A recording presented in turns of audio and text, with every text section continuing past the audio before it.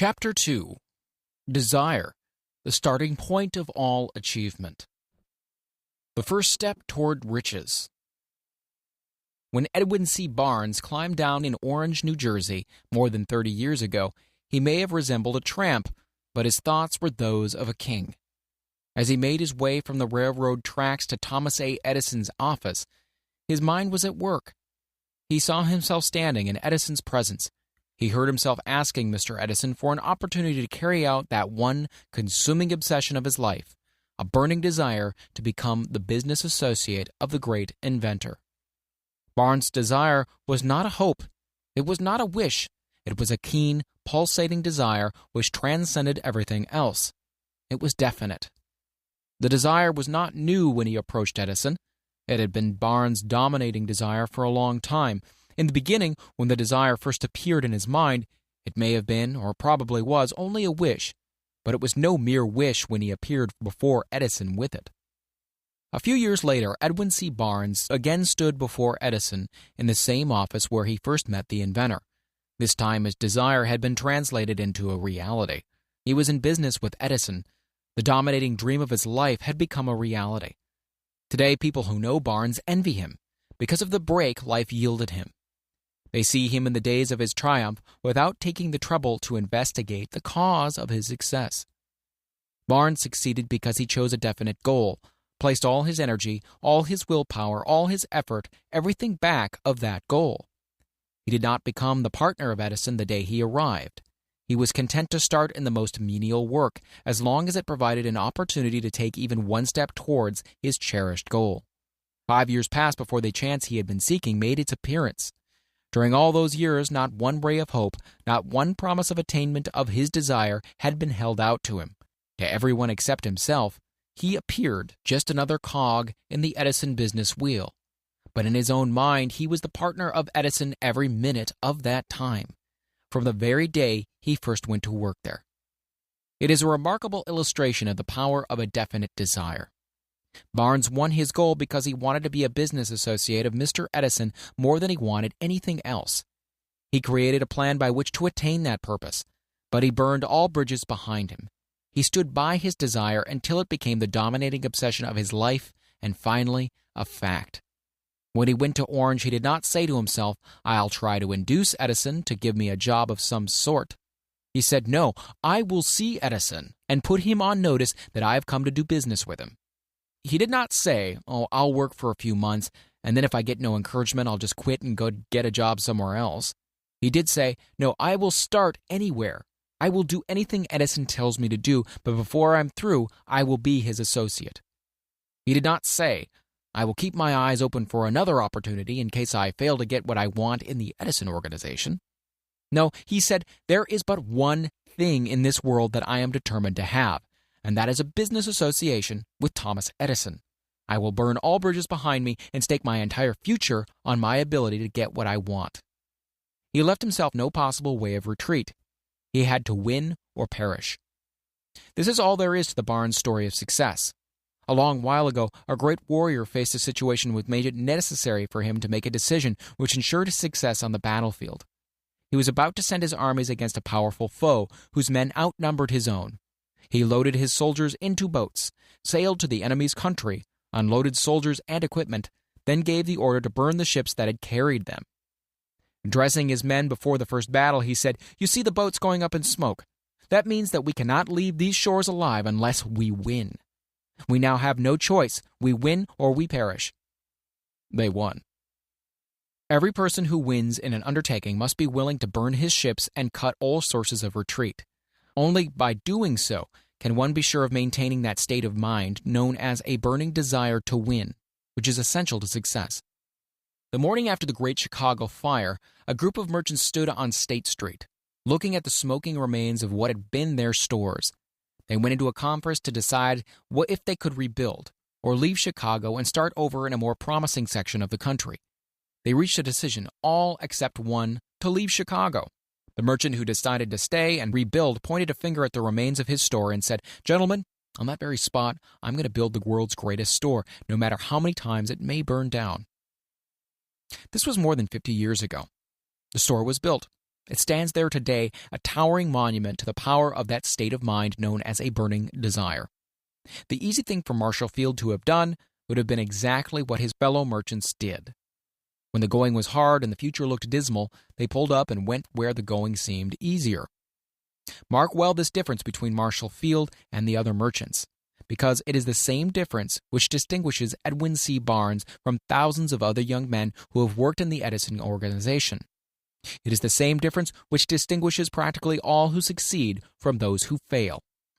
Every human being who reaches the age of understanding of the purpose of money wishes for it.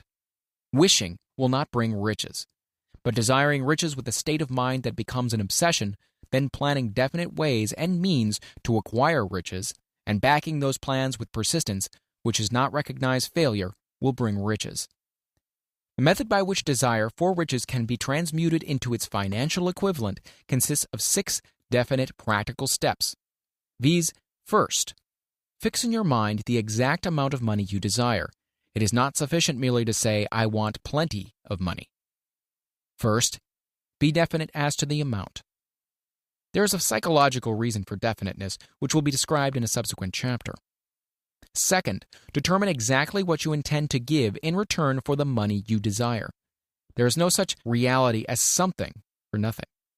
Third, establish a definite date when you intend to possess the money you desire. Fourth, create a definite plan for carrying out your desire and begin at once, whether you are ready or not, to put this plan into action. Fifth, write out a clear, concise statement of the amount of money you intend to acquire. Name the time limit for its acquisition, state what you intend to give in return for the money, and describe clearly the plan through which you intend to accumulate it. Sixth, read your written statement aloud twice daily, once just before retiring at night and once after arising in the morning. As you read, see and feel and believe yourself already in possession of the money. It is important that you follow the instructions described in these 6 steps. It is especially important that you observe and follow the instructions in the 6th paragraph. You may complain that it is impossible for you to see yourself in possession of money before you actually have it. Here is where a burning desire will come to your aid. If you truly desire money so keenly that your desire is an obsession, you will have no difficulty in convincing yourself that you will acquire it. The object is to want money and to become so determined to have it that you convince yourself you will have it. Only those who become money conscious ever accumulate great riches. Money consciousness means that the mind has become so thoroughly saturated with the desire for money that one can see one's self already in possession of it. To the uninitiated, who has not been schooled on the working principles of the human mind, these instructions may appear impractical. It may be helpful to all who fail to recognize the soundness of the 6 steps to know that the information they convey was received from Andrew Carnegie, who began as an ordinary laborer in the steel mills, but managed, despite his humble beginning, to make these principles yield him a fortune of considerably more than $100 million. It may be of further help to know that the 6 steps here recommended were carefully scrutinized by the late Thomas Edison, who placed his stamp of approval upon them as being not only the steps essential for the accumulation of money, but necessary for the attainment of any definite goal. The steps call for no hard labor. They call for no sacrifice. They do not require one to become ridiculous or credulous. To apply them calls for no great amount of education. But the successful application of these 6 steps does call for sufficient imagination to enable one to see and to understand that accumulation of money cannot be left to chance, good fortune, and luck. One must realize that all who have accumulated great fortunes first did a certain amount of dreaming, hoping, wishing, desiring, and planning before they acquired money. You may as well know right here that you can never have riches in great quantities unless you can work yourself into a white heat of desire for money and actually believe you will possess it. You may as well know also that every great leader, from the dawn of civilization down to the present, was a dreamer. Christianity is the greatest potential power in the world today because its founder was an intense dreamer who had the vision and the imagination to see realities in their mental and spiritual form before they had been transmuted into physical form. If you do not see great riches in your imagination, you will never see them in your bank balance. Never in the history of America has there been so great an opportunity for practical dreamers as now exists. The 6-year economic collapse has reduced all men, substantially, to the same level. A new race is about to be run. The stakes represent huge fortunes which will be accumulated within the next 10 years. The rules of the race have changed because we now live in a changed world, and that definitely favors the masses, those who had but little or no opportunity to win under the conditions existing during the Depression, when fear paralyzed growth and development.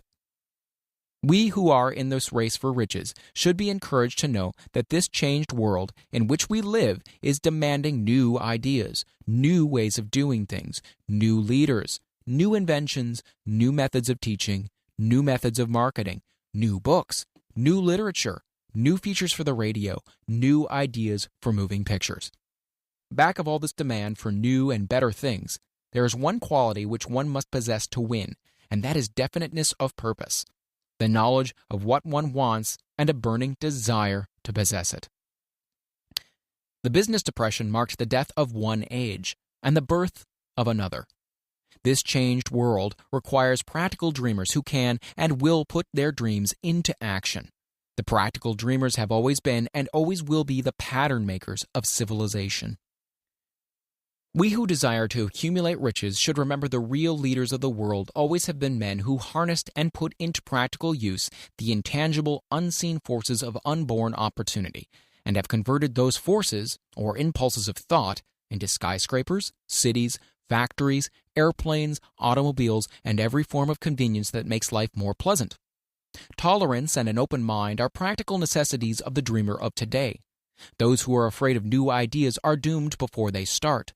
Never has there been a time more favorable to pioneers than the present. True, there is no wild and woolly West to be conquered, as in the days of covered wagon. But there is a vast business, financial, and industrial world to be remolded and redirected along new and better lines. In planning to acquire your share of the riches, let no one influence you to scorn the dreamer. To win the big stakes in this changed world, you must catch the spirit of the great pioneers of the past, whose dreams have given to civilization all that it has of value, the spirit which serves as the lifeblood of your own country, your opportunities, and mine, to develop and market our talents. Let us not forget, Columbus dreamed of an unknown world, staked his life on the existence of such a world, and discovered it. Copernicus, the great astronomer, dreamed of a multiplicity of worlds and revealed them. No one denounced him as impractical after he had triumphed. Instead, the world worshipped at his shrine, thus proving once more that success requires no apologies. Failure permits no alibis. If the thing you wish to do is right, go ahead and do it. Put your dream across and never mind what they say if you meet with temporary defeat, or they perhaps do not know that every failure brings with it the seeds of an equivalent success. Henry Ford, poor and uneducated, dreamed of a horseless carriage, went to work with what tools he possessed without waiting for opportunity to favor him, and now evidence of his dream belts the entire earth. He has put more wheels into operation than any man who ever lived because he was not afraid to back his dreams. Thomas Edison dreamed of a lamp that could be operated by electricity, began where he stood to put his dream into action. Despite more than 10,000 failures, he stood by that dream until he made it a physical reality. Practical dreamers do not quit. Whelan dreamed of a chain of cigar stores, transformed his dream into action, and now the United Cigar Stores occupy the best corners in America. Lincoln dreamed of freedom for the black slaves, put his dream into action, and barely missed living to see a united North and South translate his dream into reality. The Wright brothers dreamed of a machine that would fly through the air. Now one may see evidence all over the world that they dreamed soundly. Marconi dreamed of a system for harnessing the intangible forces of the ether. Evidence that he did not dream in vain may be found in every wireless and radio in the world. Moreover, Marconi's dream brought the humblest cabin and the most stately manor house side by side. It made the people of every nation on earth backdoor neighbors. It gave the President of the United States a medium by which he may talk to all the people of America at one time and on short notice. It may interest you to know that Marconi's friends had him taken into custody and examined in a psychopathic hospital when he announced he had discovered a principle through which he could send messages through the air without the aid of wires or other direct physical means of communication. The dreamers of today fare better. The world has become accustomed to new discoveries. Nay, it has shown a willingness to reward the dreamer who gives the world a new idea. Quote, the greatest achievement was at first, and for a time, but a dream.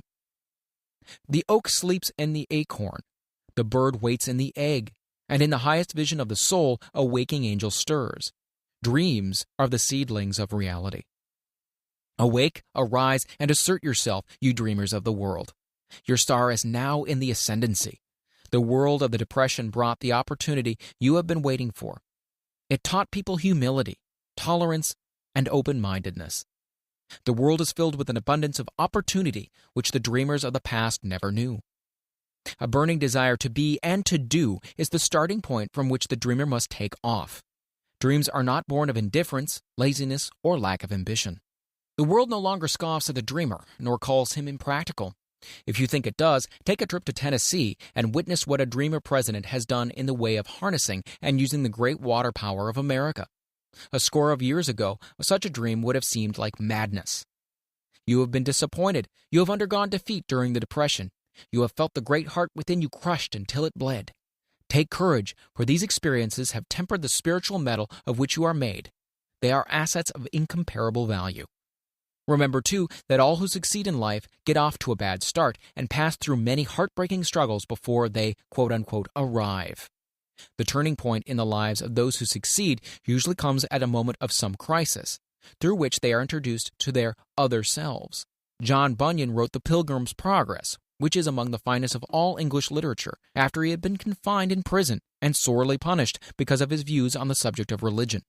O. Henry discovered the genius which slept within his brain after he had met with great misfortune and was confined in a prison cell in Columbus, Ohio. Forced, through misfortune, to become acquainted with his other self and to use his imagination, he discovered himself to be a great author instead of a miserable criminal and outcast. Strange and varied are the ways of life, and stranger still are the ways of infinite intelligence, through which men are sometimes forced to undergo all sorts of punishment before discovering their own brains and their own capacity to create useful ideas through imagination.